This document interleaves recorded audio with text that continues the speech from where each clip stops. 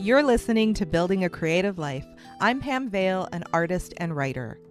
This podcast is about the small, often overlooked ways creativity shows up in real life, in what we notice and in what we choose to respond to. Here you'll find conversations and reflections shaped by curiosity, not instruction. No expectations, nothing to master. Just room to pay attention and trust where that leads. Hello, creative friends. Today I've been thinking about long-term projects and how the kind of projects we're drawn to can change at different stages of our lives.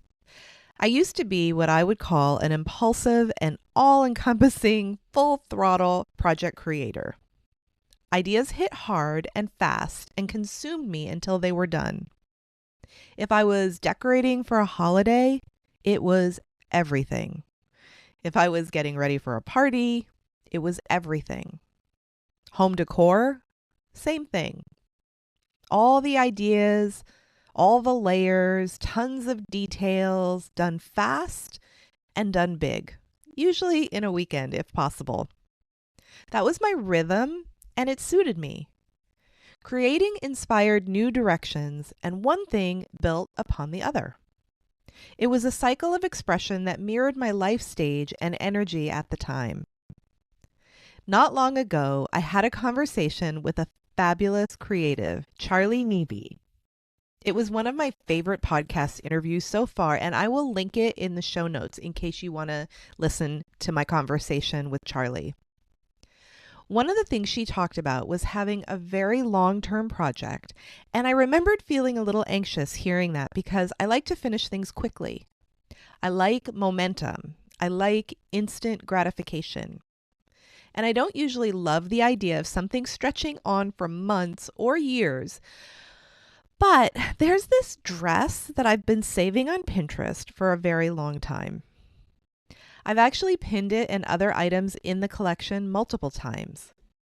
It just spoke to me. I loved the contrast and whimsical design, a very natural linen, almost burlap in texture, in a soft oatmeal color. And then these oversized beaded appliques. The way the designer played with scale, a huge dragonfly, a butterfly exaggerated in size against the delicate silhouette of the dress, beaded flowers that were big and vines winding up the dress. It felt bold and refined at the same time, like a little work of art. A few days ago, I was at a department store and I saw a designer dress on the sale rack that reminded me of the base of the saved dress. It was drastically reduced, and it was in my size. I tried it on. It didn't fit perfectly, but it fit well enough that I could do something with it, especially for the low price. And I had this idea. What if I tried to recreate the dress I had been admiring for years? I have a Pinterest board called Crafty Closet. If you're on Pinterest, you can find me under my name, Pam Vale, which I will also link in the show notes in case you want to see the board. This specific Pinterest board is full of ideas for upcycling, sewing garments, combining pieces, and embellishing. There are so many interesting ideas, from something as simple as swapping out straps to overhauling your whole closet. Or, as one artist on social media calls it, whimsifying her wardrobe. So back to the dress, which has been hanging in my closet, quietly waiting for me to be ready to whimsify it.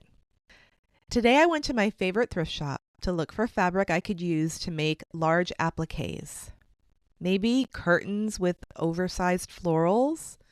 Maybe a dress with embroidery I could cut apart. I found something, and it's not exactly what I pictured, but I think I can work with it.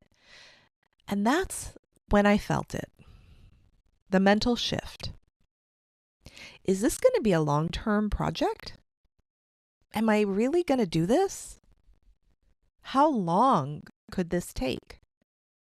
Where will this live in between work sessions? And that opened up a whole other layer of thinking for me.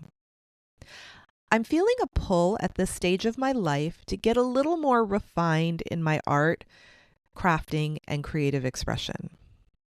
Less everything and all things, and more subtle, more finesse, more taking my time. That's different for me as an artist and creative. There's been a theme in my life over the last year that keeps repeating itself. Not doing, but being. Taking my time. Feeling it all a little deeper. Accessing new sections of myself. And this project feels aligned with that. It's not just about the finished piece.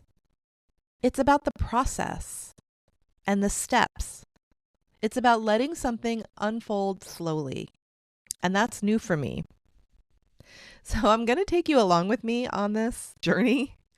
I want to share what I'm planning to do, how I approach it, what works and what doesn't. Not just the creative expression itself, but the rhythm of it.